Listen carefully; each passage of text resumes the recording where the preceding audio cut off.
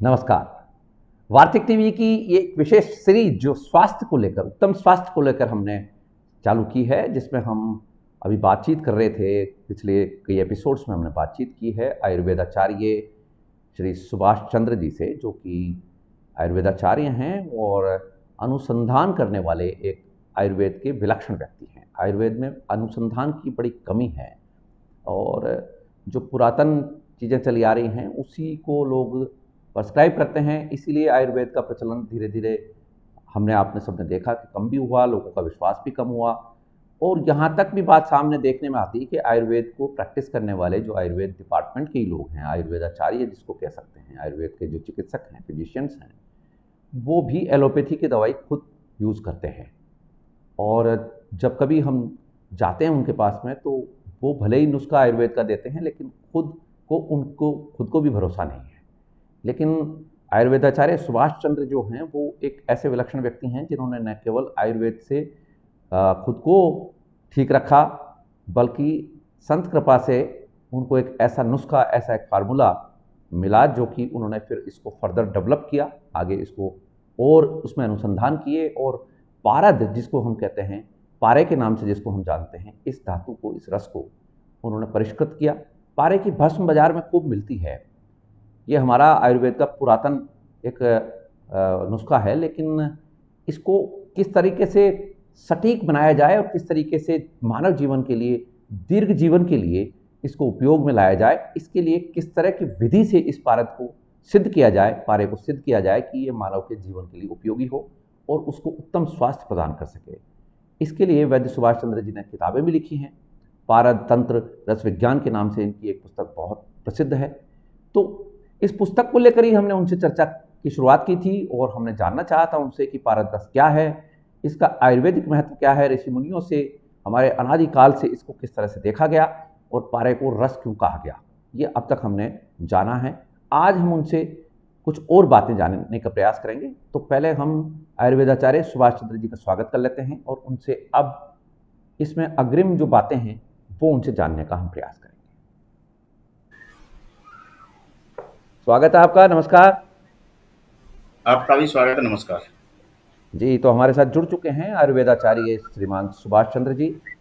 जैसा कि आपसे चर्चा हुई थी पिछले एपिसोड्स में और हमने जाना कि आयुर्वेद में इसका क्या उल्लेख है पारद का, और पारद से किस तरह से भस्म आपने बनाई है, किस तरह से इसको रस के रूप में सिद्ध किया है, ये हमने आपसे जाना। और हमने ये भी जाना कि किस तरह से मानव शरीर के ऊपर काम करता है।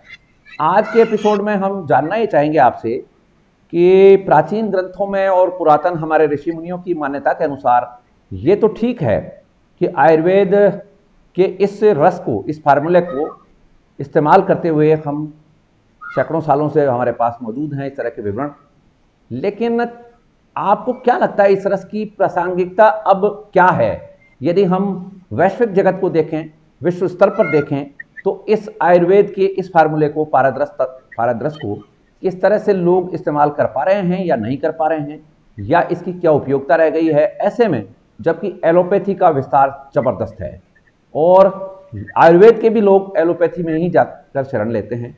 तो इस आयुर्वेदिक फार्मूले को, इस ऋषि मुनियों की इस देन को किस तरह से हम प्रासंगिक बना सकते हैं, रेलेवेंट बना सकते हैं, एक तो आप इस पर हमें बताइए। और दूसरा ये कि पारद रस का जो ये हमारा जो अनुभव है, हमारे ऋषि मुनियों का जो अनुभव है, ये किस तरह से अब आगे हमारे जनमानस के लिए काम कर सकता है। जैसा कि भाई आपने पूछा, क्या पहला प्रश्न आपका था क्या? इसकी जो उपयोगिता है वैश्विक स्तर पर, वो अभी क्या प्रासंगिकता रखती है? सच बात तो ये है कि पारद के शोध का कार्य जो था, कठिन सहज सिद्ध होने वाली उन कठिन प्रक्रियाओं में कालांतर से लुप्त होकर के आ गया था कि जो वर्तमान में सिद्ध न होने वाली माने जाने के कारण उनके स्थान पर कुछ ऐसी प्रक्रियाओं को अपनाया और अपना करके जो रस वगैरह बनाए जाने लगे हैं। तो उसमें कुछ स्वर्ण जारण से रस बनते थे, सिद्ध मकरध्वज, चंद्रोदय वगैरह। तो वो जो रस, उनमें वो उपयोगी गुण पैदा नहीं हुआ, जैसा कि ऋषि मुनियों ने कहा है। उसका मुख्य कारण था कि पारद में वो मतलब जारना नहीं हो पाई धातु की जो होनी चाहिए थी। और मेरा अपना ये मानना रहा है, मैंने इस पर बहुत एक लंबे समय से कई दशक वर्षों का मेरा शोध रहा है और रस के ऊपर। दरअसल जो पारद के साथ में चाहे स्वर्ण हो, रजत हो या ताम्र धातु हो, जहाँ तक मैं उपयोगिता की बात है तो ताम्र से बढ़िया कोई स्वास्थ्य लाभ के लिए उपयोगी कोई धातु नहीं है। क्यों? ताम्र में एक ऐसा विलक्षण गुण होता है जो सभी प्रकार के संक्रमित जो रोगाणु या विषाणु वगैरह होते हैं उन्हें मार देता है। बाकी किसी धातु में ऐसा कोई गुण नहीं है जो हमें संक्रमित विषाणुओं का नाश कर सके। और यदि पारद में ताम्र जारित हो जाए, यानी वो पूरी तरीके से खत्म हो जाए, टूट जाए, मतलब उसका नष्ट पिष्ट हो जाए। नष्ट पिष्ट का जैसे उसमें कहा कि भस्मने सुलभ जीर्ण से लक्षायु पल एक भक्षण, ऐसा उन्होंने शास्त्र, यानी यदि मनुष्य पारद में ताम्र का जारण करके उसका जो भस्म बनता है उसका एक पल भी भक्षण कर लेता है तो उसकी आयु लक्षायु की बात करी उन्होंने, तो लाख वर्ष की। ये एक बहुत बड़ी बात है। तो उसमें क्या होता है कि जिस प्रकार से हम भोजन खाते हैं उसमें उस भोजन को हमारे अंदर जीर्ण होता है, हजम होता है, ऐसे ही पारद धातु को खा करके अपने गर्भ में उसको हजम करके और तब भस्म बने, उसको मतलब वो सुलभ रस भस्म की बात की। इस रसायन पर अपने हम महात्माओं की कृपा से या वैसे जो ग्रंथों में जो हमने देखा, दीर्घ जीवन की कामना से मैंने इस पर बड़ा लंबा शोध किया। और जो रस मैंने बनाया था उसको आयुष विभाग भारत सरकार को भी मैंने उसकी जानकारी दी थी कि सुलभ जीर्ण रस भाषम बनाने में मुझे सफलता मिली है। और वो इस इतना निरापद रस है कि उसको बच्चा भी उसका सेवन कर सकता है, उसका कोई साइड इफेक्ट नहीं है। तो ये सारी चीजें मैं इस संदर्भ में ये दिखाना चाहता हूँ, इसकी एक कॉपी में दिखाना चाहता हूँ। तो जानते हो वो क्या कह रहे हैं, दुनिया भर की लंबी चौड़ी मीटिंग है और वो करने के बाद में और उसकी इच्छा भी है, वो विषय को टालने के लिए क्या कह रहे हैं कि वैज्ञानिक यानी यह दावा वैज्ञानिक अध्ययन हेतु उपयुक्त नहीं है, प्रस्तुत दावे में किसी प्रकार की नवीनता नहीं है। उनसे ये पूछो कि तुमने किस तथ्य के आधार पर ये कहा कि इसमें नवीनता नहीं है। नवीनता तो आपके ही किसी आज तक शोध में नहीं है, इसमें तो नवीनता ही नवीनता, इसमें तो ये तो शास्त्रोक्त है, प्रमाणिक आधार है जिसमें साफ लिखा हुआ है कि इसमें स्वतः अग्नि पैदा होकर के धातु भस्म होती है। ये कहीं शास्त्र में ये दिखा दे कि ऐसा नहीं।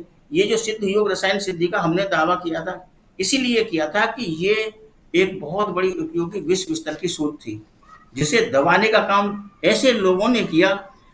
तो ये लोग जो आयुर्वेद को आगे आना नहीं देना चाहते, ऐसे वो लोग हैं, ये खुद आयुर्वेद के नाम पर कलंक है। ये लोग जो आयुर्वेद के विकास के मैं सरकार इस आपके चैनल से बात करता हूँ, ये दुष्ट लोग हैं, ये कलंक हैं। आयुर्वेद और रस विज्ञान के बारे में कुछ भी नहीं जानते। यही कारण है कि विश्व स्तर पर हमारी जो रसायन चिकित्सा पद्धति है उसको विषाक्त दृष्टि से देखा जाता है। ये ऐसी चीजों को बना करके पारे मारे के कंटेंट बना करके विश्वों में परोसते हैं जो लेबोरेटरी टेस्ट में पूरी तरह से फेल होते हैं। उनमें विषाक्तता पैदा होती है, उनके खाने से शारीरिक अवगुण पैदा होते हैं। हमने ये दावा किया, अरे हमने खाया, हमने बनाया, हमने खाया, हमारी 72 साल की उम्र है, हम आज भी क्या कहते हैं स्वस्थ हैं जितना कि 16 साल का बच्चा होता है। इस प्रमाणिकता को ये कहाँ ले जाएंगे? ये रस जो हमने रस सिद्ध करके दिखा दिया, भारत सरकार के समझ हर बात हमने अपनी बात रख दी और ये भी रख दिया कि ये भारत की बहुत बड़ी खोज है और उसमें नए आविष्कार दिखा दिए। पिछली बार आपको ताम्र का पात्र तक हमने दिखा दिया कि ये अद्भुत पात्र है। इसको अगर भारत के प्रधानमंत्री इस तरह की चीजें आयुर्वेद की बात करते हैं तो आयुर्वेद में इस तरह के नई शोधों की तरफ उनका ध्यान क्यों नहीं किया? अगर किसी ने नई शोध इस तरह की बातें की और राष्ट्रपति को भी ये बात लिखी गई है तो उसको दबाने का प्रयास क्यों गया? एक बार भी उस वैज्ञानिक सलाहकार समूह ने मेरा सामना क्यों नहीं किया? मैं आपके चैनल के माध्यम से कहता हूं कि अगर भारत का कोई वैज्ञानिक सलाहकार समूह आयुर्वेद का है, उसमें हिम्मत है तो मेरा सामना करे आयुर्वेद के क्षेत्र में, वरना वो इस सरकार की ऐसे लोग, ये लोग दुष्ट हैं और सरकार के पैसों को, जनता के धन को बर्बाद करने का दूसरा कोई नया काम नहीं कर रहे। आयुर्वेद को पीछे लाने का काम ऐसे ही दुष्ट लोगों का है। एक भी ऐसी कोई जड़ी दिखा दें क्या? अरे मैं आपके पहले से ये कहना चाहता हूँ, इनके पास कोई ऐसा शोध नहीं है। खाली कहते हैं कि कोई कहता है कि हमने जो है शुगर की दवाई बना ली। अभी तक ये इस बात को भी नहीं बता पाए कि शुगर होता क्यों है। आखिर शुगर आया कहाँ से?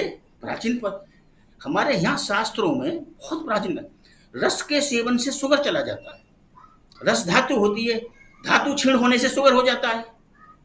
जिस आदमी का धातु क्षीण हो गया उसका शुगर हो जाएगा, उसका जिगर कमजोर हो जाएगा, सारा लोड अग्नाशय अपना काम करना चाहिए, अग्नाशय पर इतना लोड आ जाता है कि वो धातु जो अग्नि परपक्व से धातु बनाने का काम करती है वो धातु ही नहीं रहेगी शरीर के अंदर, जो अग्नाशय को गति देती है, यानी उसको ऊर्जा देती है, तो उसमें क्या कहते हैं, जो इंसुलिन जैसे नाम के जो पदार्थ जो अग्नाशय से निकलता है, एक रस जो रस को परिपक्व बनाता है, ब्लड बनाता है, वो नहीं बनता है, उसमें यूरिन की मात्रा ब्लड में आने लगती है। रस तो ये चीजें इनको यहाँ तो कुछ भी पता नहीं है, बस हमने ये बना दिया और इससे नो ठीक हो गया। ये सब चीजें क्या है? कोई वैज्ञानिक आधार नहीं है उन चीजों का। मैं दावा कर रहा हूँ इन जितनी भी दवा इस तरह की है उनका कोई वैज्ञानिक आधार नहीं। आज भी बहुत सारी ऐसी जड़ी बूटियां हैं, मैं शुगर की बात नहीं कर रहा, जड़ी बूटियों की बात कर रहा हूँ। जड़ी बूटियों में ऐसी बहुत सी मैं दावा कर रहा हूँ कि जो एलोपैथी को सीधा चुनौती दे सकती है शीघ्र लाभ के लिए, चाहे बुखार का हो, एलोपैथी की पैरासीटामोल बोल दिखा दिए, ऐसी भी जड़ी हैं जिनका रस पिला दिए, एक चम्मच तुरंत बुखार कर जाएगा। उस तरह की बातें ये लोग नहीं करते। ये केवल फाइलों पर शोध करने के बाद में पैसा कमाने के धंधे किस तरीके से पैदा किए जाए। अब बात यहाँ यही बात करना चाह रहे थे हम कि ठीक है, एक तो दर्द आपने बयान किया कि आयुर्वेद की जो खोज है इसको दबाया जा रहा है और नवीन खोज को एक तरह से दरकिनार किया जा रहा है, डिस्कार्ड किया जा रहा है, तो इसके पीछे कौन ताकतें हैं? अंग्रेजी के नाम दे करके अपनी खोजों को, आयुर्वेद की खोजों में उनमें उनका कोई प्रमाणित वैज्ञानिक उनका कोई आधार नहीं है, आयुर्वेद से उनका कोई लिंक नहीं है। वो किसी भी रस शास्त्र के आधार पर ये नहीं कह सकते कि फलाने रस शास्त्र के संदर्भ के आधार से हमने अपनी शोध की बात कही है आगे। अगर आप कोई शोध आयुर्वेद में की है तो आयुर्वेदिक पुस्तकों से ही तो जुड़ी होनी चाहिए वो। तुमने उसमें क्या है? अगर कोई जड़ी या तो तुमने अलग से कोई जड़ी बूटी खोजी है कि साहब ये पहले आयुर्वेद में नहीं थी, ये जड़ी बूटी आयुर्वेद के किसी भी निघंटू में नहीं थी, देखो हमने नई जड़ी खोज के निकाल ली, हमने इसकी जड़ नहीं खोदी है। ये सारी चीजें इसको कहते हैं शोध। किसी नई जड़ी को खोज लेना, उसके किसी विशेष गुण धर्म को जान लेना, इसको शोध कहते हैं। जैसे बहुत कम लोग जानते हैं सिरवाली नाम की एक औषधि होती है, रक्ताचार, आमाशय और इस तरह के बहुत से असाध्य रोगों में रस तो सारी दुनिया में एक ऐसी चिकित्सा पद्धति है जो पूरी दुनिया को निरोग बना सकता है, ऑल वर्ल्ड को निरोग बना सकता है रस। और सबसे कम मात्रा में इसका सेवन होता है, बहुत अल्प मात्रा में खाई जाने वाला, किसी प्रकार का कड़वाहट, कोई साइड इफेक्ट नहीं होता, ना कोई ये कड़वा या जैसे दवाओं के अपने एक अवगुण होते हैं, जी मचलाना, इस तरह की चीजें होती हैं, ऐसा इसमें कोई चीज। रस ही एक ऐसी चिकित्सा पद्धति आयुर्वेद की कि जो असाध्य रोगों को भी तुरंत फायदा पहुंचाने वाली और ठीक कर सकती है। पिछले मैंने शायद एक वीडियो आपको भेजा था, किसी आदमी को जिसके हार्ट ओपन सर्जरी वगैरह सारी कुछ हुई थी, बहुत बड़े परेशान था और मृत्यु के वैसे इतना पीड़ित था कि डॉक्टरों पे 10-5 लाख रुपए तो वो भी उसके दे दिए होंगे।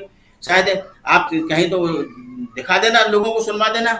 इस तरह से और मैं 2-4 प्रमाण दे सकता हूँ, जीवी पंथ में जाकर के ऐसे रोगियों को प्रमाण दे सकता हूँ जिसके हार्ट ओपन सर्जरी की तैयारी लोग कर रहे थे और वो आदमी आज तक ठीक भी है, और वो मुझसे कह रहे थे कि ये आदमी बचेगा नहीं, मेरे पास उनका नहीं है, और वो आदमी आज तक भी ठीक अपना काम कर रहा है। ये सब चीजें ऐसा नहीं है।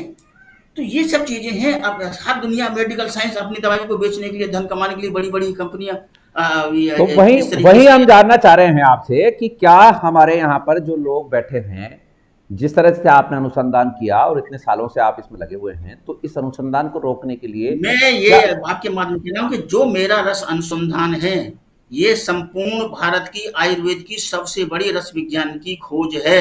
इस बात को CCRSS ध्यान उसका जो सचिव वगैरह सुन ले, इससे बड़ी आयुर्वेद में कोई खोज नहीं है। ये रस्म मतलब कुछ नहीं, इसके सामने सब इनसे बहुत ऊपर की मतलब सोच और खोज, और इसका पूरा वैज्ञानिक आधार रस शास्त्रों पर आधारित है। कोई मेरा अपनी कही हुई बात नहीं है।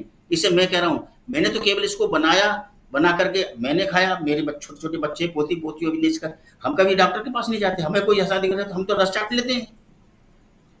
मैंने आज तक कभी एक अंग्रेजी दवाई की मैंने अपने जीवन में कोई दवाई नहीं खाई। आज तक मैंने अंग्रेजी दवाई की एक छोटी सी भी गोली होती है ना सर दर्द की, वो भी मैंने अपने जीवन में कभी इस्तेमाल नहीं की। ठीक है। तो कुल मिलाकर बात यह है कि आप जो बात कह रहे हैं इसमें आपके सामने एक तो दिक्कत ये आ रही है कि भारत में ही जो हमारा जो आयुर्वेद का जो विभाग है, आयुर्वेद के जो जिम्मेदार लोग हैं, वो इस खोज को विश्व स्तर पर नहीं ले जाने के लिए पूरी साजिश रचे हुए हैं।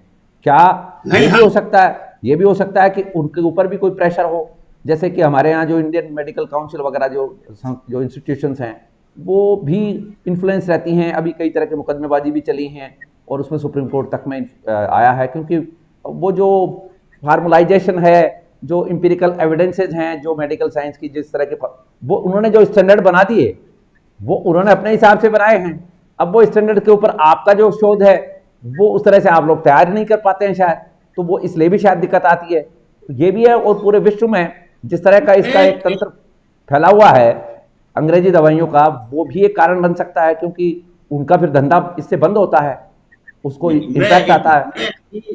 मेरा मतलब मैं अंग्रेज दवाओं के मैंने कभी मैं किसी भी पैथी के अगेंस्ट नहीं गया, चाहे वो एलोपैथी हो या और यूनानी चिकित्सा पद्धति हो या आपकी ये जो आपकी एक और चलती है, क्या बोलते हैं इसमें होम्योपैथी। छोटी होम्योपैथी चलती है। ये सारी उनका अपना अपना एक विज्ञान है। मैं किसी के ऐसा नहीं है। अंग्रेजी दवाइयों में बहुत सी चीजें हैं जो समय पर ना मिले तो आदमी मर जाता है और वो बचाती भी हैं। ऐसा नहीं है, अंग्रेज दवाइयों में बहुत सी चीजें हैं कि जो आदमी को समय पर मिलने पर बचा लेती हैं। ऐसे इंजेक्शंस हैं, स्टेरॉइड वगैरह बहुत सी सारी चीजें उन्होंने बनाई हैं, एंटीबायोटिक्स हैं। लेकिन रस रस विज्ञान जो है वो इनसे अलग हट करके बहुत ऊपर की चीज है। रस विज्ञान में एंटीबायोटिक भी होता है, स्टेरॉइड भी होता है और उसके अंदर और भी एंटी जो फंगल इंस्पेक्शन वगैरह से अंदर शरीर के अंदर होते हैं, जो कैंसर आदि कारण बनते हैं, उस सबको हटाता है। मेरा मतलब है ये एक अलग का अपना एक विज्ञान है। ये हमारा प्राचीन मनुष्य को निरोग बनाए रखने की एक अलग सी चीज है।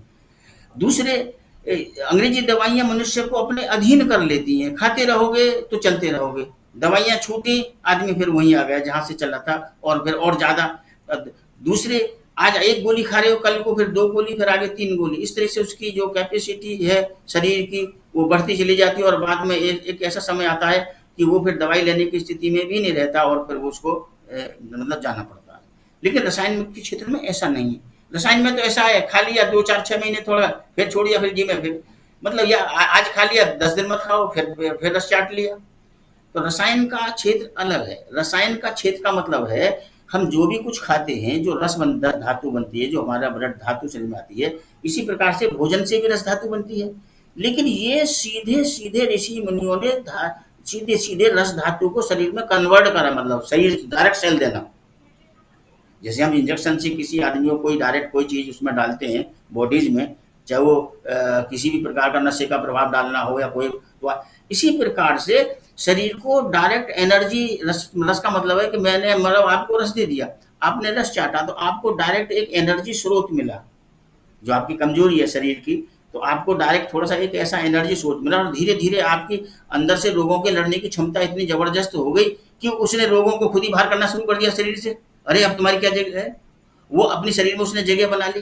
जैसे जैसे उस रस सेवन करता चला गया, उसको मान लो बार बार बहुत ज्यादा कफ बनता था या पित्त ज्यादा बनता था या इस तरह की, या लीवर बहुत ज्यादा मतलब जो उसमें कमियां आ गई थी, वो धीरे धीरे अपने आप ही उस रस के सेवन से हटने लगेंगे। 2-4 महीने में वो आदमी कहेगा अरे मैं तो बिल्कुल अब स्वस्थ, बिल्कुल ऐसा हो गया, उसे किसी चीज की लेने की जरूरत नहीं पड़ी, किसी दवाई वगैरह की। मान लो उसकी कमजोर दृष्टि है, वो धीरे धीरे उसकी दृष्टि जो है वो दृष्टि दोष हटने लगेगा। आदमी की मतलब नजर की ज्योति, सुनने की कमी है कानों में, तो सुनने की श्रवण शक्ति उसकी बढ़ने लगेगी। रस का मतलब ये होता है, रस का सेवन करने से सुनने की शक्ति बढ़ती है, देखने की आंखों की ज्योति बढ़ती है और गले का जो स्वर है वो उसमें पैदा होता है, शरीर में ओज पैदा होता है। रस के बहुत सारे फायदे हैं, परंतु ये फायदे जब भी हैं कि जब रस बना हुआ हो। अगर रस के नाम पर आप विष देंगे, जैसा कि चल रहा है, जो इसलिए तो ये रस चिकित्सा जिन्होंने इस रस चिकित्सा को बदनाम कर दिया, मैं उनकी बात कह रहा हूं। कि ये रपरपटी है कि फलाना, ये इस तरह की चीजें जो बना बना के वैक्सीन नाम पर बेच रहे हैं, जो दे रहे हैं, ये जो वैद वगैरह ये साम्राज्य, तो वो रस चिकित्सा को ये सब लोग बदनाम कर रहे हैं। रस के सही महत्व को नहीं, रस के महत्व को तो ये इसलिए नहीं, जब ये पारद को ही नहीं शोध कर पाएंगे तो रस कैसे बना पाएंगे? रस को तो तब बना पाएंगे जब पहले पारद को वो शोध कर पाए। और पारद को, जिसने पारद का शोध कर लिया, पारद से वो धातुओं का मारण करेंगे। जब पारद से धातु का मारण होगा तब वो धातु शरीर के अंदर फैलेगा, आपके सभी रोगों को नष्ट करेगा। जैसा कि मैंने अपने शोध में कहा है कि पारद से ताम धातु को मार करके उस स्टेज पर पहुंचा दिया कि वो सारे शरीर में फैल करके सभी रोगों का सहज नाश कर देती है। वो किसी भी प्रकार, मैंने यहाँ तो एक बार पहले एक पत्र लिखा था जो आयुष विभाग को, कि जिसमें कोरोना चल रहा था, कि ये ताम्र धातु पारद के संयुक्त फुका हुआ होने के कारण ये कोरोना के विषाणुओं को मारने में सहज सक्षम है। सहज का मतलब बहुत आसान सक्षम है। इसके सेवन करने से उसको ज्यादा कफ बना हुआ है, ज्यादा उसका ये सब लंच भर गए, लंच में उसको रस चाटेगा, उसको उल्टियां होंगी, कफ भी निकल जाएगा, सारा सिस्टम खुल जाएगा, और बार दूसरी चाटेगा, छोड़कर तीसरी बार में चाटेगा, सारा सिस्टम खुल हो जाएगा, आदमी बहुत जल्द 10-12 दिन में बिल्कुल पहले जैसा हो जाएगा। लेकिन नहीं, वो उन बातों को सुनते हैं, वो हमारी बातों को नहीं सुनते। उन्हें समझा किसी ऐसे लिख दिया होगा, ये ध्यान नहीं दिया कि इस आदमी ने अगर लिखा है तो किसी सोच समझ के, ऐसे थोड़ी नहीं आयुष विभाग को जो है इन चीजों पर लोग ध्यान नहीं देते। क्यों? लोग पदों पर तो पहुंच गए हैं, लेकिन आयुर्वेद के विकास की तरफ ध्यान नहीं देते। उन पदों पर बैठ करके ये समझते हैं कि हम एक ऐसे उस पर सिंहासन पर बैठ गए कि हमने पता नहीं कौन सा किला जीत लिया, मगर उनकी खुद की शक्लों को देखो तो वो ये लगता है कि ये सारी दुनिया के सबसे बड़े यही बीमार लोग हैं। जब तुम अपने लिए खुद के लिए कुछ नहीं कर पाए तो दुनिया के लिए तुम क्या कर पाओगे? ठीक बात है। तो अब ये तो ठीक है, सरकारी सिस्टम तो जैसा है अपने यहाँ वैसे ही बना हुआ है। क्या ऐसा नहीं लगता है क्या तंत्र में कमी है? तो उसको अगर सरकार को भी तो देखना चाहिए कि कोई आदमी तंत्र के खिलाफ किसी ने उंगली उठाई है, किसने राष्ट्रपति से अपनी बात कही थी, तो सरकार को भी देखना चाहिए कि राष्ट्रपति से लेटर इस आदमी लिखा है, तो ऐसे उस वैज्ञानिक सलाहकार समूह को दोनों का आमना सामना क्यों नहीं कराया जाए कि भाई बताइए कि आपस में मिल करके भाई तुम किस तरह से सही और ये किस तरह से गलत है। ये सरकार को देखना चाहिए ना कि उस वैज्ञानिक सलाहकार समूह को बैठाते, मुझे बुलाते और कहते कि भाई अब तुम देखो, तुम्हारी रिकॉर्डिंग होगी, तुम किस तरह से सही और ये किस तरह से सही है, तुम्हारा शोध ये किस तरह से ये कह रहे हैं कि नूतन नहीं है। नूतन ऐसा है कि सरकार जो है हमारी जैसी है वैसी है, कानून भी दूसरों के इस्तेमाल हो रहे हैं, जिस तरह के सिस्टम वो बना के गए उनका सब कुछ चल रहा है। शिक्षा, एक मिनट रुकिए, शिक्षा, चिकित्सा, कानून व्यवस्था, सरकार का संचालन, सरकार का गठन, ब्यूरोक्रेसी, ये सब किसी और के बनाई हुई थी।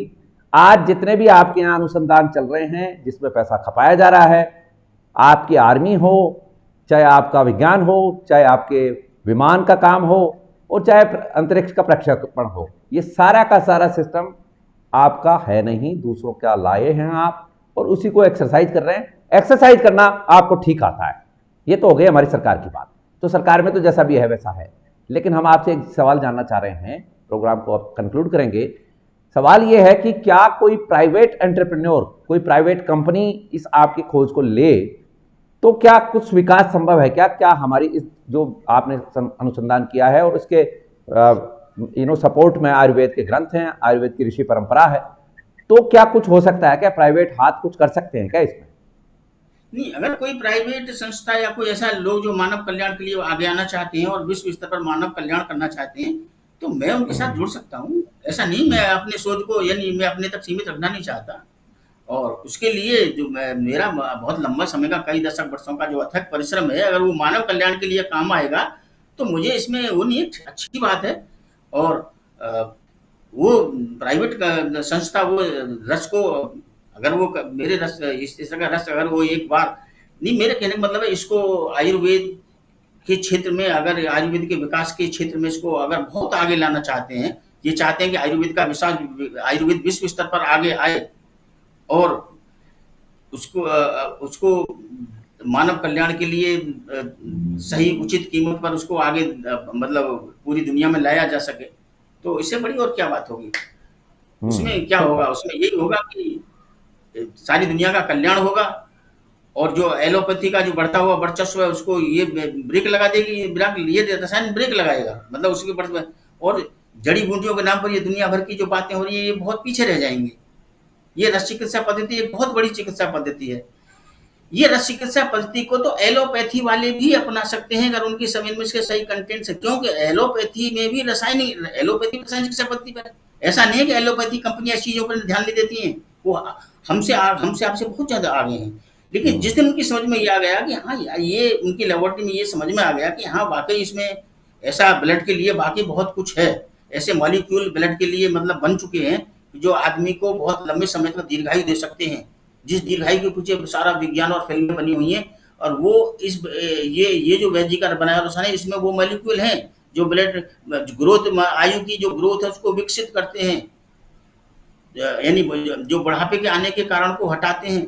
तो ये रस तो इतना है कि एक अनार और 100 बीमार मैं ही बेचूंगा तो मेरे पास 1000, जिस दिन मेरी बात लोगों को समझ में आ जाएगी मेरे पास में एक आदमी के लिए बनाने की क्षमता होगी तो लाख आदमियों के मेरे पास ऑर्डर पड़े होंगे और कहेंगे कि सब किसी की कीमत पर दे सबसे पहले मुझे दे दो।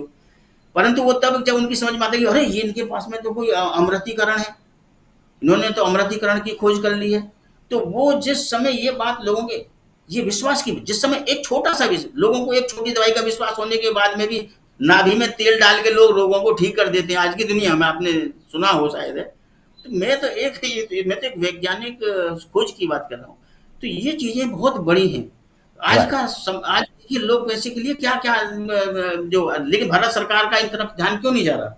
मैं चाहता हूँ आपके चैनल के माध्यम भारत सरकार का ध्यान जाए और भारत सरकार देखे इन चीजों को समझे। ठीक बात, बिल्कुल ठीक बात। भाई ये आदमी अपनी बात क्यों कह रहा है इतने बड़े मैं ये कह रहा हूँ कि जो 1000 लाख रुपए का निवाला खाते हैं वो लोग सुखी नहीं है, जिनके पास में करोड़ों रुपए धन है उनके बच्चे ऐसी बीमारियों से ग्रसित हैं उनका इलाज नहीं करा सकते वो लोग, चाहे वो अंबानी जैसे परिवार में पैदा हुए हों तो भी उनके बच्चे संक्रमित रोगों से पीड़ित हैं। इससे बड़ा इस देश का और क्या दुर्भाग्य होगा जिन्होंने अपनी रासायनिक चिकित्सा पद्धति की तरफ ध्यान नहीं दिया, अपने एलोपैथी दवाओं के सारे बचपन से ही उनको ऐसे मतलब स्टेरॉइड वगैरह दे करके इस तरह की चीजें दे करके कुछ खड़ा कर दिया कि उनके बच्चे मेरे समय कितने ही बड़े बड़े ऑफिसरों के बच्चे बड़े वो उनके छोटे छोटे बच्चे अंग्रेज छोटे बचपन से बच्चे दवाइयों के चक्रव्यूह में फंस करके ऐसी बीमारियों के शिकार होते हैं कि वो बड़े होने तक और मरने तक उनका इलाज चलता रहता है। ठीक बात। इससे बड़ी और क्या बात मैं आपको और सच्चाई बता सकता हूँ? बिल्कुल बिल्कुल नहीं, इसको आपने जिस तरह से समझाया है व्यूअर्स को, और देखते हैं कि व्यूअर्स क्या अपना रिएक्शन देते हैं। व्यूअर्स से रिक्वेस्ट है कि आयुर्वेदाचार्य सुभाष चंद्र जी की जो बातें हैं उसके ऊपर आप क्या सोचते हैं? मैंने ये कह रहा हूँ, मैंने प्रधानमंत्री से क्या इसमें नाम दिया, जब प्रधानमंत्री को मैंने एक बार प्रधानमंत्री कार्यालय से आना चाहिए था मुझे कि भाई या मैं उनको कहूँ तो दोबारा उनको मैं एक लेटर लिख दूंगा। सब मेरे पास शोध थी और मेरे पास आयुर्वेद के नए विकास की सारी चीजें थी, लेकिन आपके आयुष विभाग ने क्यों उन पर ध्यान नहीं दिया? अकारण मतलब उनको खाली 2 बातें लिख करके डीजी, उसका कभी कोई डीजी बन जाता है कभी कोई डीजी बन, और डीजीओ देखो एक डीजी लवेकर थे उस समय पर, वो बहुत अच्छे आदमी थे, वो अच्छा थे, महाराष्ट्र थे। उन्होंने कहा कि भैया आपने तो बहुत कुछ खोजा है, यहाँ कहीं कुछ नहीं होता, यहाँ तो फाइलों पर सब कुछ होता रहता है। उन्होंने मेरे शोध को आगे बढ़ाया था, वैज्ञानिक सलाहकार समूह के समक्ष में रखा था, और उस समय आयुर्वेद प्रभारी थे डॉक्टर SK शर्मा, वो भी मेरे साथ, और बहुत से लोग। लेकिन उसमें कोई बात उन्होंने कहा कि ये तो इतना बड़ा शोध लेकर के आ गया, ये तो साधारण किसान परिवार से यहाँ पहुंच गया। ये सारी चीजें होती हैं। ठीक बात है। तो उन लोगों कंक्लूड करेंगे प्रोग्राम को, और व्यूअर से रिक्वेस्ट है कि वैद्य जी का जो एक खोज है इसको आप किस तरह से सपोर्ट कर सकते हैं, किस तरह से आप इस खोज के बारे में लोगों को बता सकते हैं। आप भी जरा अपना धर्म निभाइए, क्योंकि ये हमारे देश की हमारी संस्कृति की एक पुरातन थाती है, और हमारे आयुर्वेद की इस ज्ञान परंपरा को जिस तरह से वैद्य जी ने आगे बढ़ाया है, ये शोध मानव जीवन के लिए बहुत अच्छा काम आ सकता है। ये जी एक मिनट मेरा जरा जो 1-2 मैंने इंटरव्यू आपको किसी आदमी ने मुझे खुद कह करके भेजा था, एक ऐसा आदमी था जो बहुत परेशान था, लेकिन एक बार उसका मैं चाहता हूं कि एक बार उसका इंटरव्यू भी आप अगली बार में लोगों को बताएं कि ये वैद्य जी खुद नहीं कह रहे हैं कि जिन लोगों ने ठीक है इस तरह की इंटरव्यू जो सही है बिल्कुल करेंगे उसको, ठीक है, बिल्कुल करेंगे जी। उसको। तो आपने सुना, ये हैं हमारे साथ आयुर्वेदाचार्य वैद्य सुभाष चंद्र जी, जिन्होंने किताबें लिखी हैं पारद रस तंत्र विज्ञान के ऊपर और साथ ही आयुर्वेद की कुछ नवीन खोजों के ऊपर। तो हम वैद्य जी का आभार व्यक्त करते हैं और प्रोग्राम को यहीं पर विराम देते हैं। आपसे आग्रह है कि इस प्रोग्राम में आई हुई जो खोज है, ये जो हमने चर्चा की है, इसको आप भी आगे बढ़ा सकते हैं। कुछ प्राइवेट एंटरप्रेन्योर्स, प्राइवेट कंपनी जो हैं, उनके प्रतिनिधियों तक भी आप इस बात को पहुंचा सकते हैं, जिससे कि ये लार्ज स्केल के ऊपर, वृहद स्तर के ऊपर हमारे ह्यूमन काइंड के लिए, मानवता के लिए ये खोज काम आ सके। तो वैद्य जी, आपका बहुत बहुत आभार है प्रोग्राम में आने के लिए, बहुत बहुत धन्यवाद। I wish you good luck, success and happiness. Thank you so much.